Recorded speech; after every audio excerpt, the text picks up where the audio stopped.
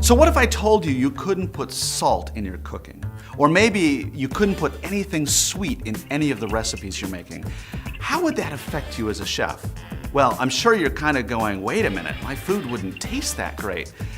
Exactly.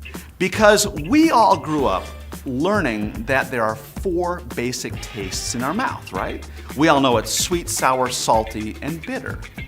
And we believed that for a long time until along comes this thing called umami. And what we discovered is that umami is indeed the 5th taste, which means that inside of our mouth, we have the ability to perceive the 5 different tastes. And that's kind of important because each taste has a reason for being there. So for instance, if I'm eating something sweet, what that's telling my body is it's all about calories and it's about consuming energy.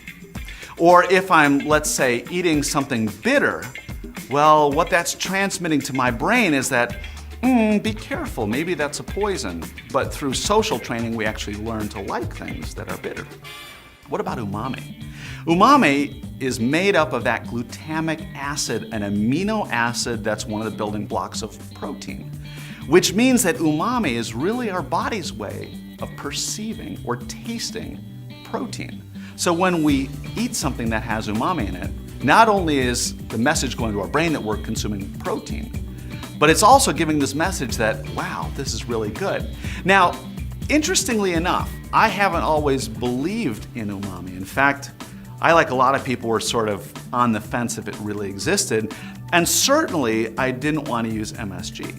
But one day in one of my classes I was teaching, I remember talking with a student from the Philippines, and in the lecture that day I had mentioned about how we don't use MSG in our kitchen because it's a little suspect or whatever. And afterwards the student came up to me and she said, you know, chef, I don't get it. What is it about MSG? Because when I'm at home, my mom has it in the kitchen and we grew up eating it on a lot of things.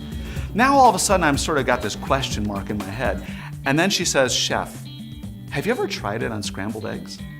And so right then in the kitchen, we made some scrambled eggs because I was curious.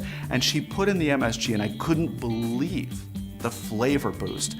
And it was that day that I started thinking, you know, maybe there's something to this umami thing.